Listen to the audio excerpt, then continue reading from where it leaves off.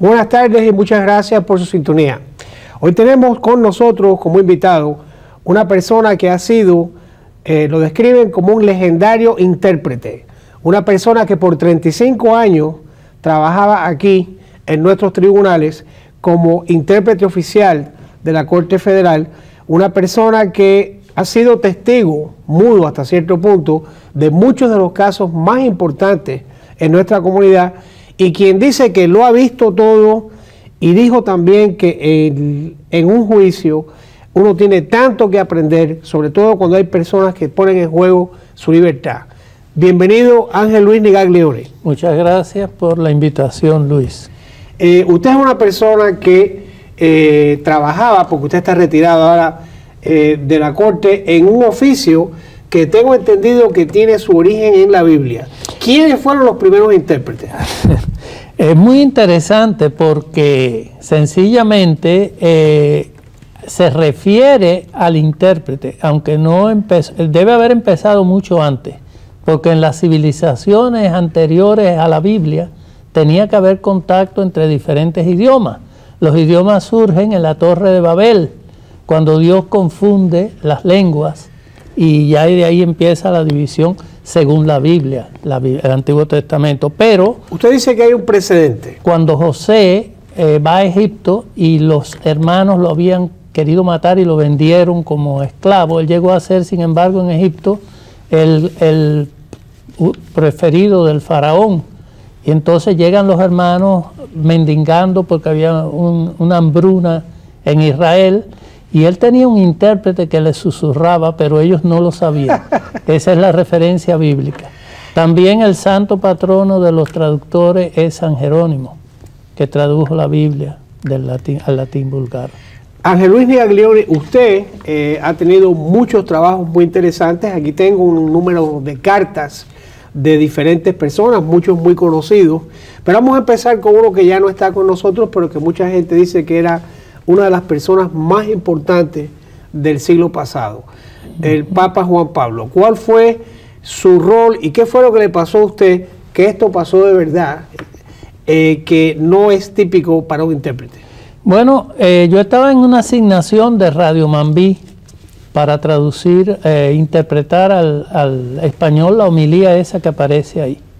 Entonces, 3 sacerdotes me estaban asesorando sobre el lenguaje litúrgico, el padre Jordi, el padre Capdepón, Federico Capdepón, que fue el director de Radio Paz, y el padre Compairet. Y cuando empieza la homilía, como un rato después, empieza una tempestad espantosa de rayos y centellas, y uno de los sacerdotes me dice: tírese debajo de esa mesa, una mesa de metal, para que no se le moje el micrófono. Y lo que yo no estaba tan concentrado en las palabras del Papa por su acento, que no me di cuenta de que yo estaba en medio de un río y cerrando los ojos, interpretando. De momento siento la corriente, el corrientazo, tiro el teléfono y salgo de allí, veo que no hay nadie, que los sacerdotes habían salido huyendo. Todo el mundo corriendo. Y entonces, y el público que estaba allí alrededor, hubo un técnico que tuvo también, fue alcanzado por la corriente. Y entonces el padre Capdepón ya habla con el Pérez Roura y le dice: este es un hombre muy valiente. Nosotros nos fuimos y él se quedó, pero lo que él no se dio cuenta era que no era por valiente, sino porque estaba concentrado y no me... Entonces son gajes del oficio, sí, de un traductor, el que lo pueda partir un rayo, aunque usted no lo partió el rayo. Sí. Señor Nigaglione, ¿cuál es la diferencia entre un intérprete y un traductor en lo que es la Corte? Bueno, el intérprete trabaja de 3 o 4 maneras diferentes. Una es la interpretación simultánea, que surgió durante el juicio de Nuremberg, el juicio de los criminales de guerra en Alemania. En la Segunda Guerra Mundial. Sí, de Alemania. Y luego la interpretación consecutiva, que era la que se hacía antes de la simultánea, que era como una especie de taquigrafía, que la persona habla y luego se traduce oralmente lo que ha dicho. Y también la interpretación que se llama a la vista, que es un documento y se va leyendo en el otro idioma. Esas son las 3 maneras. Ahora, traductor es escrito. Intérprete es oral. Hoy se aprende mucho aquí. Usted ha sido intérprete y traductor. Las dos cosas. ¿Qué le gusta más? La interpretación. ¿Por qué? Porque es lo que hacía en el 90% de los diarios de los 35 años que estuve, y no solo en el tribunal, sino también hice conferencias internacionales, muchas, 20 años de conferencias internacionales. Le interpreté a muchos presidentes latinoamericanos, a Balaguer, a Menem, a Napoleón, el de El Salvador. Duarte. Napoleón Duarte. Y en fin, muchos más. En Paraguay también, al general García, que derrocó a Stroessner, y en fin. Vamos a hablar de ellos en un momentico, pero quería destacar que lo que es la Corte Federal, usted ha sido el ganador de muchos elogios, y tengo aquí una carta que estoy leyendo del que era juez, el jefe, ¿no? Ken, que dice que él recuerda que usted empezó en el año 1974. Sí. ¿Cuáles eran las condiciones de Miami en aquellos tiempos? Miami era un lugar pacífico realmente, porque la droga todavía no había hecho explosión. Hizo explosión cuando las Bahamas cerraron la pesca de langosta y los pescadores cubanos se dedicaron a capturar pargos cuadrados. Square groupers. No pargos, perdón, chernas. Chernas cuadradas, que eran fardos de marihuana que el señor Carlos Leder inventó junto con Albero Cruz, un traficante cubano condenado. Leder todavía está en la cárcel, él está cumpliendo condena, y tengo entendido que el señor Cruz ya estará pasó a la gloria. He oído decir eso. Usted empezó en el año 74 y estaba preguntando a nuestro director que hasta cuándo es que empieza por ley el requisito que en los tribunales federales haya intérpretes oficiales. Durante muchos años existía ese requisito, pero no estaba codificado. Es ley ahora. Hay una ley que se llama The Court Interpreters Act of 1978, es decir, la ley de certificación de intérpretes federales. ¿Usted está interpretando o está 78. Traduciendo en este momento? No, estoy interpretando. Interpretando. Sí. Luis, usted ha tenido una vida muy colorida como intérprete, y usted nos ha traído una serie de fotos para que podamos compartir con usted. Ahora, cuando empiecen a abrir las fotos, las imágenes a la cámara, yo quisiera que usted me empiece a comentar. Creo que la primera foto que vamos a traer es usted con los jueces o algo que tiene que ver con los jueces. ¿Ya está la foto en cámara? Bueno, vamos a esperar a que venga la foto en cámara, y es lo que esperamos. Sí. A la foto. Usted, ¿cuál es el caso? Mira, ahí está la foto. Explíquenos qué pasó ahí.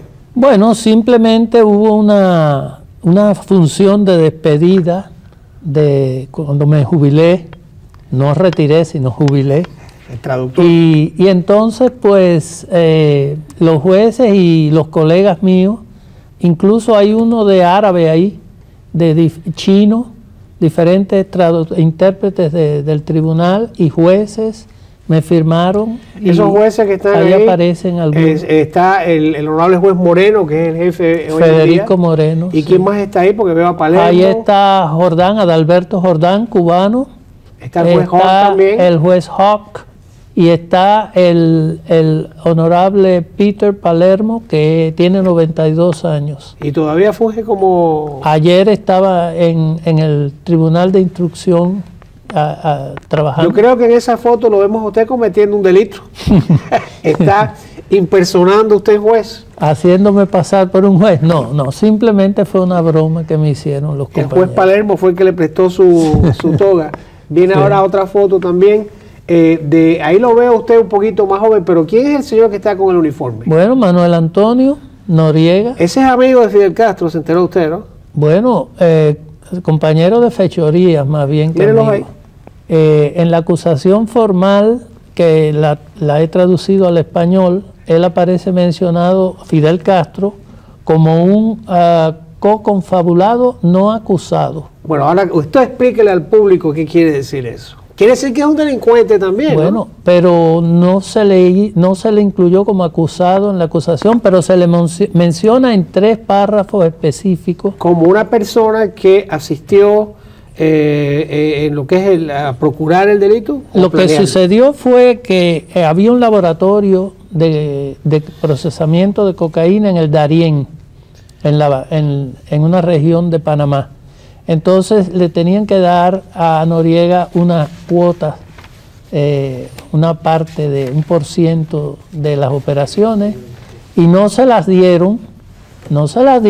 Noriega incautó el laboratorio. Y ahí tenemos algo que tiene que ver con Reagan. ¿Qué fue lo que hizo usted con Reagan? Pero entonces Fidel Castro para terminar, fue el intermediario por una guerra que se iba a formar entre Pablo Escobar y Noriega. Y él fue el que participó de eso. Esto es cuando el presidente Reagan vino a Miami y habló en el auditorium de la ciudad de Miami, Miami-Dade. Y creo entonces, que se debe destacar también que ese periódico es el Miami News, que ya no existe. Para nosotros que llevamos mucho tiempo en esta ciudad, algunos de nosotros trabajamos. Y ese avión, que parece que es de Cubana de Aviación, ¿qué es eso? Cuando mis luchas contra la dictadura de Batista, porque a mí se me formó como desde que era niño en la democracia y el amor a la democracia.